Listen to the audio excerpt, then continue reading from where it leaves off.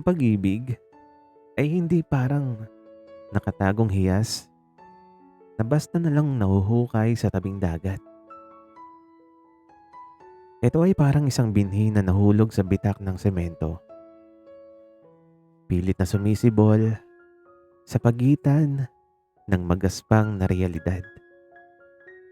Sumusuntok sa langit kahit walang kasiguraduhan kung makakatikim ng ulan. Sinasabi nilang ang puso raw ng tao ay may sariling mata, ngunit madalas ito ay bulag na sumasayaw sa tugtog ng tadhana. Sa pagitan ng bawat tibok, may matatalinhagang bulong ang universo, na ang tunay na dakilang pag-ibig ay hindi matatagpuan sa perpektong hubog ng katawan, kundi sa lawak ng espasyong handa mong ibigay sa isang tao sa loob ng iyong universo. Ito yung pag-ibig na walang takot, na lumalamon sa buong pagkatao mo, hanggang ang tanging maiwan na lang ay ang tamis ng pagsuko. Ayan ang mga linyang naiisip ko habang nakatitig ako sa natutulog na dambuhala sa kama ko. Sino bang mag-aakalang ang tinuturing kong one great love ay ang lalaking kasalukuyang naghihilik at may laway sa pisngi. Siya si Henry at ako naman si Popoy, ang dakilang tagapag-alaga ng kanyang puso at ng kanyang walang katapusang gana sa pagkain.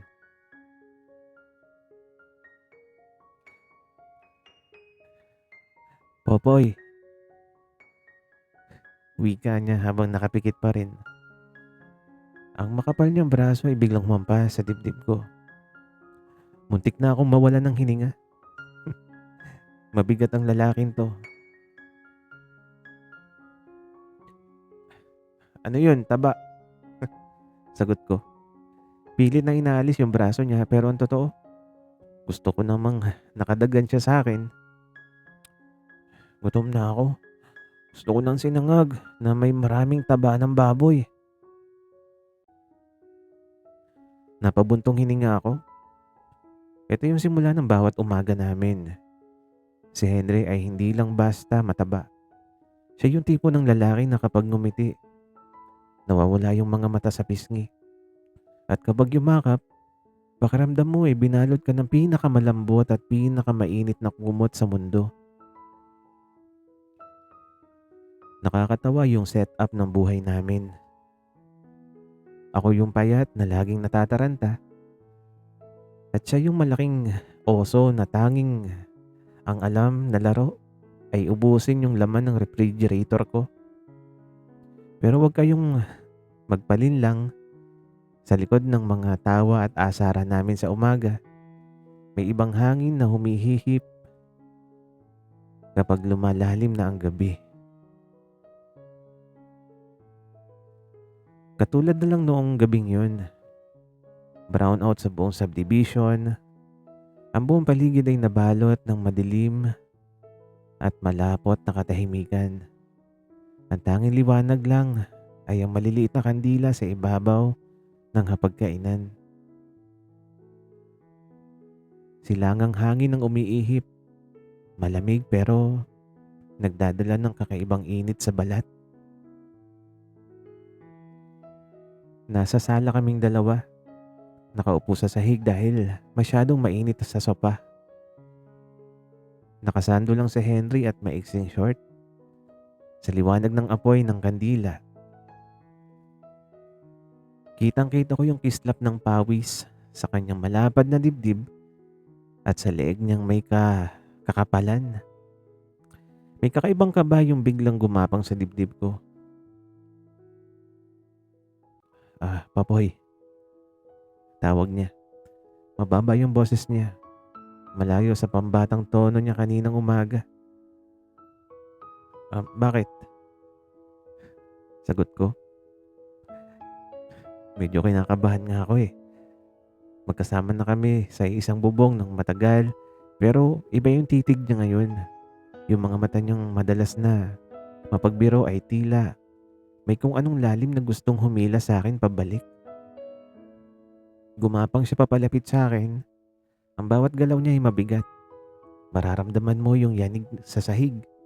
Pero kasabay ng kakaibang sensualidad na to na hindi ko may paliwanag, nang mapalapit siya, naamoy ko yung pinaghalong amoy ng Johnson baby powder at ang natural na bango ng lalaki. Hinawakan niya ang kamay ko. Ang laki ng palad niya. Mainit at bahagyang basa ng pawis. Mainit, Popoy. Bulong niya. Ang mukha niya ay pulgada na lang yung layo sa mukha ko. Ramdam ko yung mainit niyang hininga sa labi ko. At ang sabi pa niya,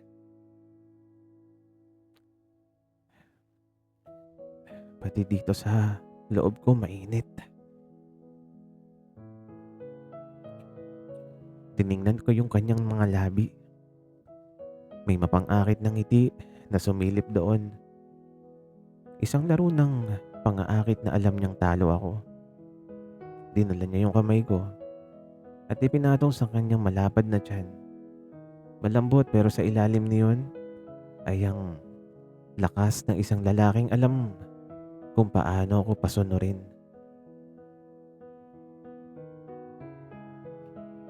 Alagaan mo ako, Popoy.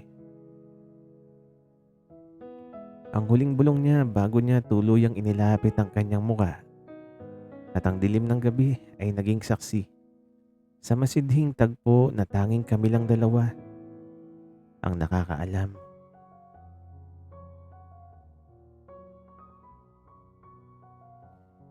Sinasabi nila na ang kusina ang puso ng isang tahanan.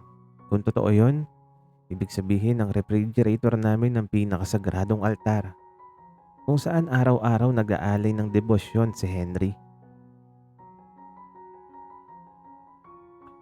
Popoy, nasan yung kalahating roll ng leche flan na tinira ko rito kagabi? Natampal ko yung sarili kong noo habang nagwawali sa sala.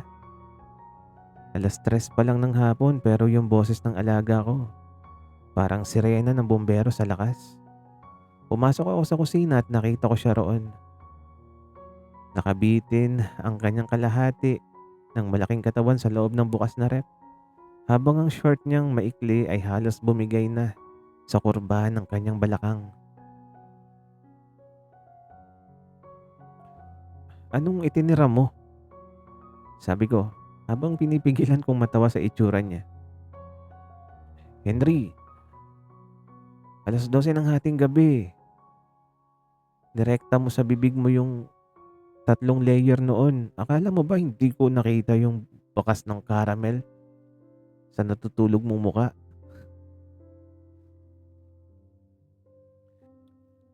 Humarap siya sa akin. Nakanguso ang makapal niyang mga labi. At ang dalawang pisngi niya ay tila namumula sa kunwaring pagtatampo.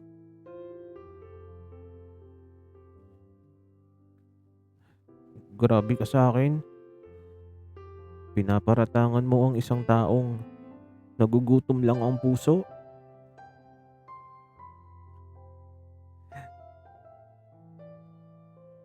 Puso ba yan o bituka? Biro ko. Sabay lapit sa kanya para isara yung pinto ng rep. Pero bago ko pa man maitulak ang pinto, hinawakan niya yung bewang ko gamit ang dalawa niyang malalaking kamay. Biglang huminto ang mundo. Ang kaninang kulitan at asaran ay parang napalitan ng isang mabigat at mainit na enerhiya. Ang lapit niya. Sobrang lapit. Amoy gatas at vanilya siya. At ang init na nagmumula sa balat niya ay unti-unting lumilipat sa akin. Oh, Henry, ano ba? Bulong ko. Pilit na umiiwas sa titig ng mga mata niyang biglang naging seryoso. Gutom nga ako, Popoy. Bulong niya. Ang boses niya ay bumaba ng ilang oktaba. Naging paos na pamilyar na tunog na laging nagpapakaba sa akin. At ang sabi pa niya, pero hindi sa flan. Inilapit pa niya yung katawan niya kaya naman sumandal ang likod ko sa saradong pinto ng refrigerator. Nakakulong ako sa pagitan ng mga braso niya. Ang dambuhalang lalaki na mahilig maglambing ay biglang naging isang mangangaso sa gitna ng maliwanag na sikat ng araw. Ipinatong niya ang kanyang noo sa noo ko at naramdaman ko ang marahang pagtaas at pagbaba ng kanyang malapad na dibdib laban sa akin.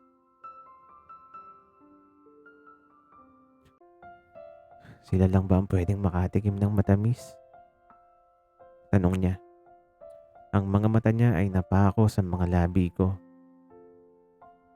May kakaibang pangaakit sa bawat galaw niya kapag kaming dalawa na lang ang nasa bahay.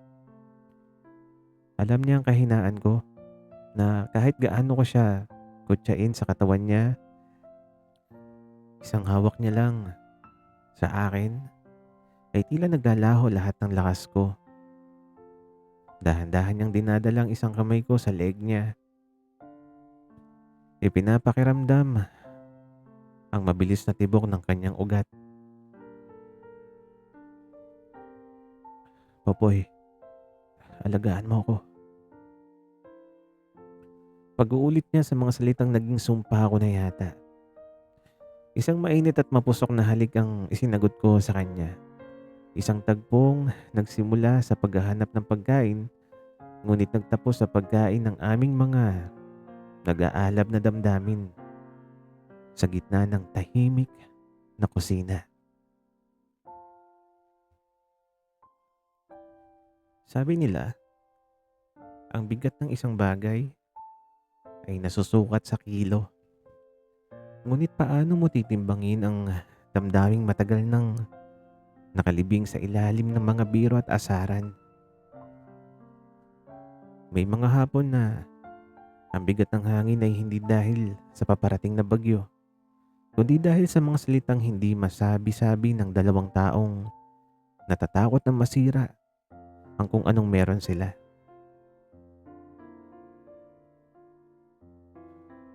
Popoy, tingnan mo tong weighing scale natin, sira yata. Wika ni Henry mula sa banyo. Pumasok ako at nakita ko siyang nakatayo sa ibabaw ng maliit na timbangan.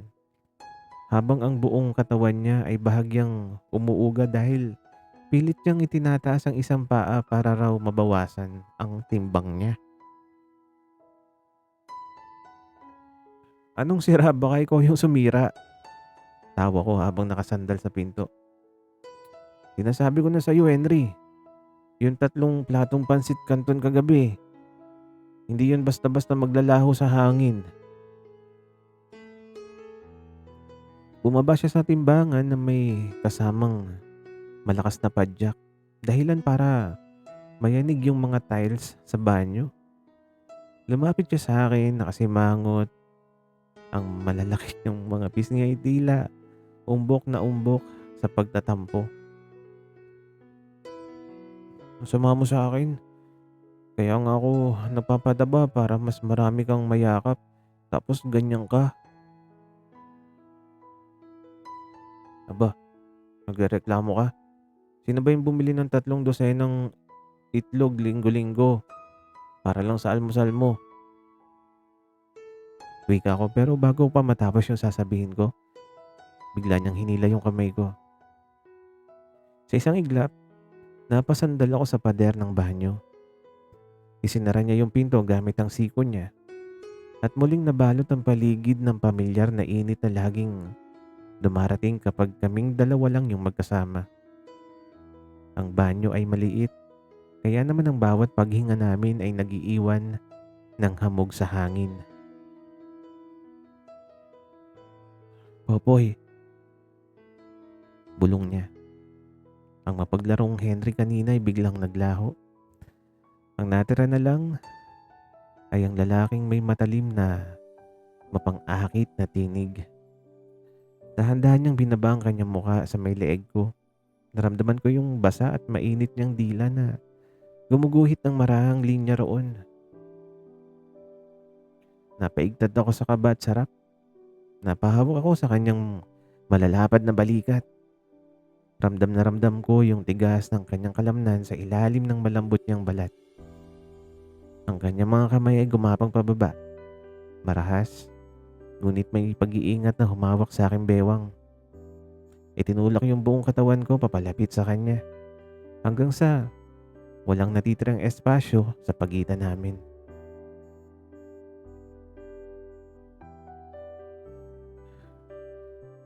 Natatakot ka ba na baka isang araw magising ka na lang na mas mahal mo na ako kaysa sa buhay mo?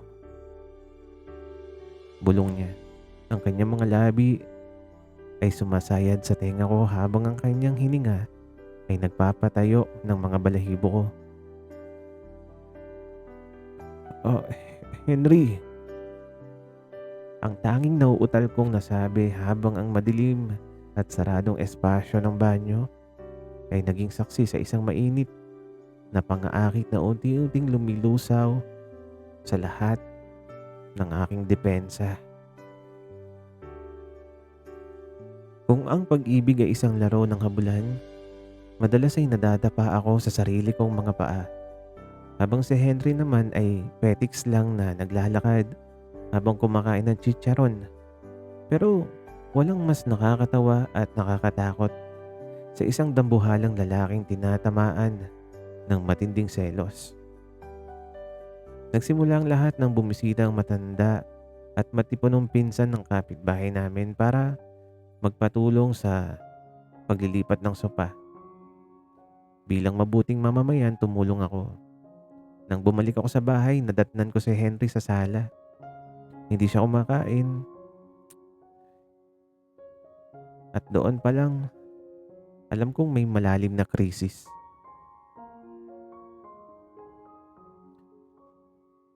Oh, Henry, bakit nakatitig ka lang sa kawalan? May choco na naman bang na-expire? Biro ko habang nagpupunas ng pawis. Hindi siya sumagot. Tiningnan niya lang ako gamit ang mga mata niyang singkit na lalong lumiit dahil sa sama ng tingin. Umupo ako sa tabi niya. Pero bigla siyang tumayo at naglakad pumasok sa madilim naming kwarto nang walang pasabi. Sumunod ako.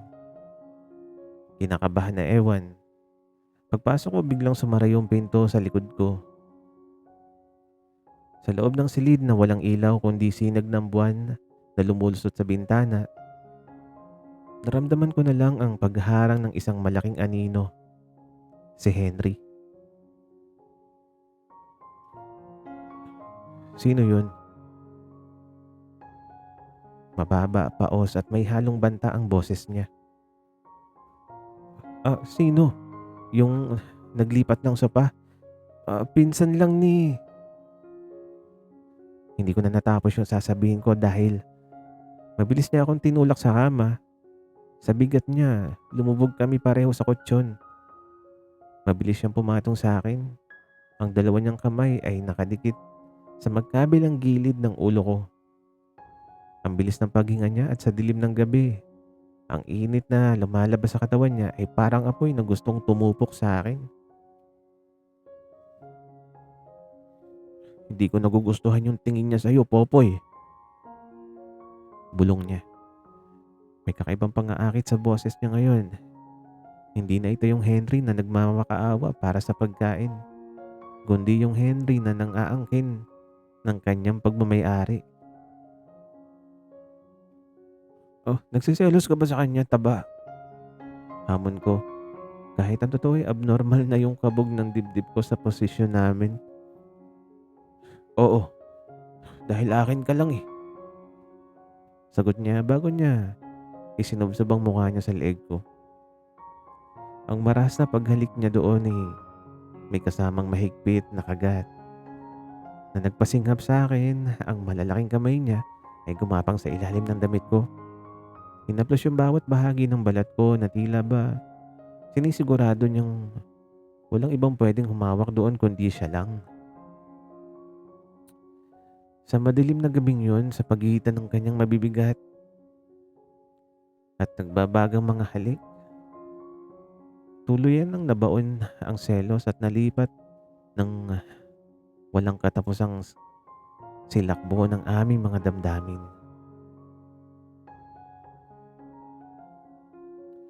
May mga araw na ang tawa ay biglang napupunit ng takot at ang malalaking braso na dati ay kanlungan ng saya ay nagiging marupok sa sandigan sa harap ng pagsubok. Kung ang unang 4 na yugto ng buhay namin ni Henry ay isang mahabang serye ng tawanan, nagbabagang gabi, ang yugtong ito ay nagpapatunay lang na ang timbang ng aming pag-ibig ay hindi lang sinusukat sa mga sandali ng kaligayahan. Nagsimula ang lahat sa isang simpleng pagdaing. Popoy, parang umiikot ang paningin ko. Mahinang sambit ni Henry isang hapon habang nakaupo sa hapagkainan. Sa harap niya ay ang paborito niyang ulam pero hindi niya to hinahawakan. Doon pa lang, gumapang na yung matinding kaba sa dibdib ko. Bago ko pa man siya malapitan, tuluyan ng nawalan ng lakas ang kanyang dambuhalang katawan at bumagsak siya sa sahig. Ang tunog ng kanyang pagbagsak ay tila isang malakas na kulog na nagpayanig sa buong mundo ko.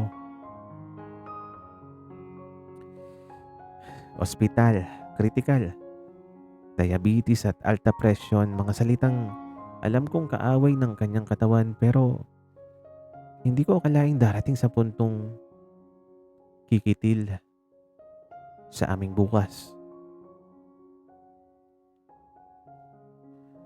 3 araw siyang nakaratay, 3 araw akong hindi umaalis sa tabi niya. Nakatitig sa kanyang mga pisngi na tila ba bahagyang namayat at, at sa mga mata niyang nakapikit. Ang komedyan na si Popoy ay nawalan ng hirit. Ang natira na lang ay isang taong takot na maiwan sa dilim. Sa ika-4 na gabi, nagkaroon ng blackout sa buong ospital dahil sa isang malakas na bagyong dumaan sa labas. Ang silid ay nabalot ng madilim, malapot na katahimikan. Tanging ang mga tunog lang ng ulan sa bintana ang maririnig. Habang nakaupo ako sa tabi ng kanyang kama, hawak ang kanyang malamig na palad, nararamdaman ko ang marahang pagpisil nun. Popoy, mahinang bulong niya. Imbes na pambata, ang boses niya ay may lalim ng isang lalaking kakaiba ang hinihiling. Henry, gising ka. Wika ko. Lumapit ka nga sa akin. Utos niya. Marahan ngunit may pamilyar na otoridad na hindi ko matanggihan. Tumayo ako at idinikit ang katawan ko sa gilid ng kanyang kama.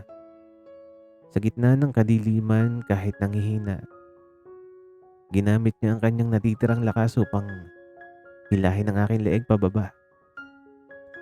Ang kanyang mukha ay pulgada na lang layo sa akin.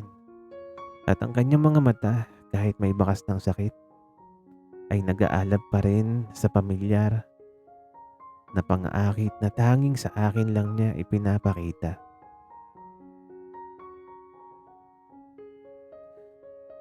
Akala mo ba may iwan mo na ako? Bulong niya. Ang kanyang mainit na hininga ay humahaplos sa aking mga labi. Kahit anong mangyari, Popoy, Hindi kita hayaang makawala. Ang taba mo. Dito lang ako sa tabi mo.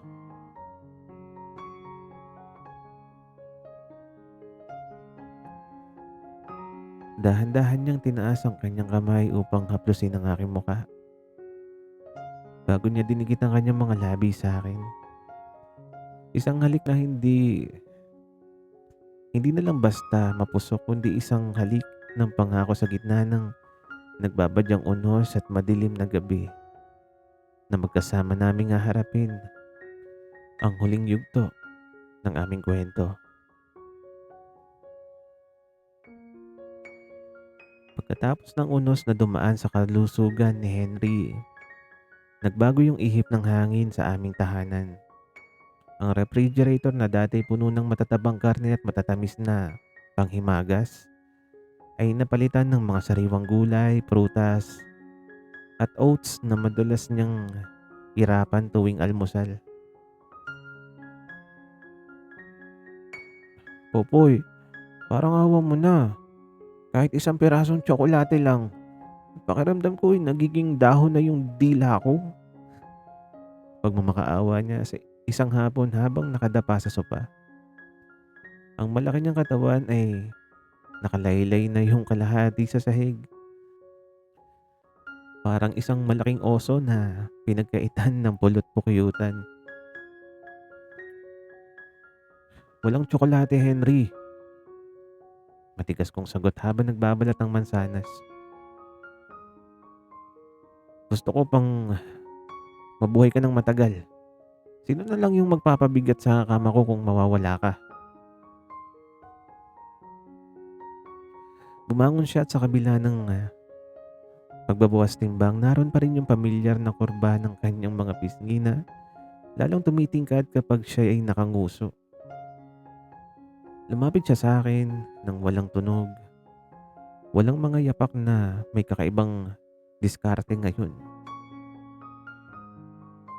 Bago ko pa man maibaba yung kutsilyo, sinalunan niya yung ng kanyang malalaking palad ang aking mga kamay. Nabalot ang kusina ng isang pamilyar ngunit mas malalim na katahimikan. Papalubog na yung araw at ang huling sinag nito ay nagiiwan ng kulay ginto na guhit sa kanyang muka.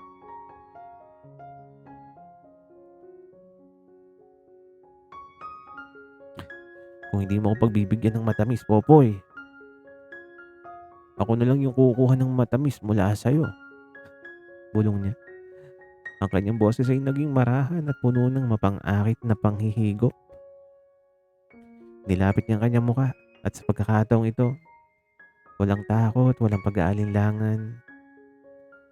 Ang dilim na unti-unting lumalamon sa silid ay hindi na nagdala ng kaba, kundi ng isang mainit at selyadong pag-aari.